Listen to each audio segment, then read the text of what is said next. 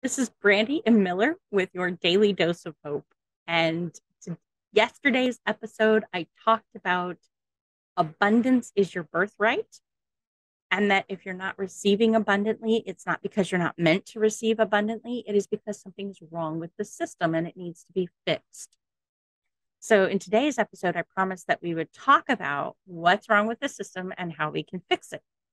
Now, I'm going to start with a prayer. And I know that's a bold move in today's atmosphere. And if you're not religious, I sincerely hope you stick with me because I promise you I'm going to unpack it for you and show you how it's directly relevant to your quest for abundance and what it has to teach you about how to get abundance going in your life.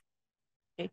So, our Father, who art in heaven, hallowed be thy name. Thy kingdom come, thy will be done on earth as it is in heaven. Give us this day our daily bread, and forgive us our trespasses, as we forgive those who trespass against us. And lead us not into temptation, but deliver us from evil. Amen. Now, what does this have to do with abundance? Real simple. Our Father in the Christian faith, our Father is God, and God is love. In fact, in 1 John 4:8, it says, whoever does not love does not know God, for God is love. So literally, God is love, and love beyond your imagining, love to such a capacity you have never experienced.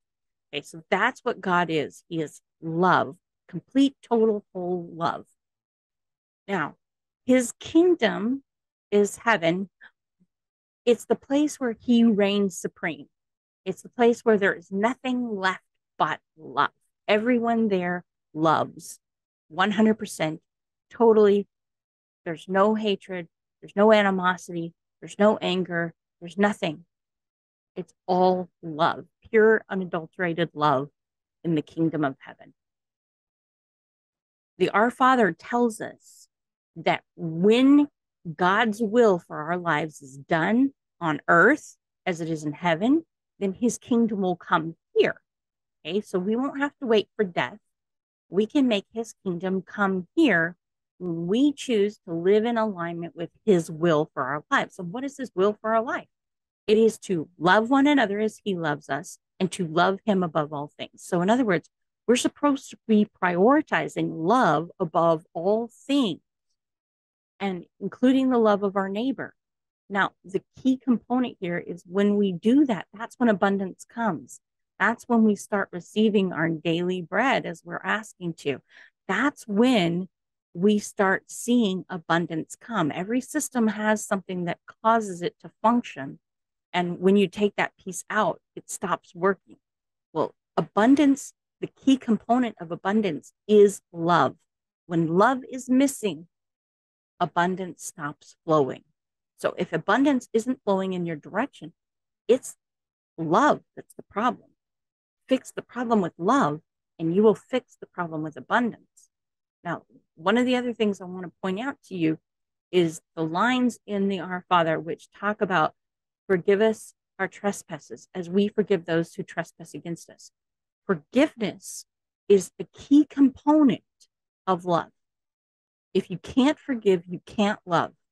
If abundance is not coming your direction, look first to see who it is you need to forgive, who it is that you may not have forgiven, that you are blocking the flow of love to them and blocking the flow of them loving you in return.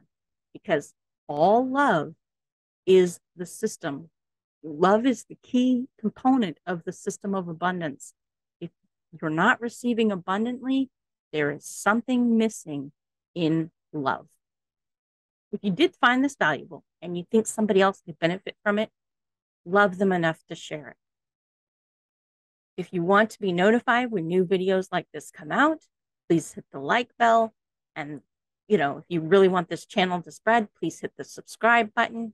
I encourage you to consider love is the answer to all that you need. In the next episode, we're going to talk about what it takes to love and the role that religion plays in helping us to give and receive love. So why religion is necessary for abundance to continue flowing. And I know that's a tough sell in a social environment where religion has largely been vilified and outright blamed for all the problems. But I am going to teach you a little bit about why religion isn't really the problem you think it is. It's how religion's being lived that's the problem. And we'll talk about that tomorrow. Thank you for watching and have a blessed day.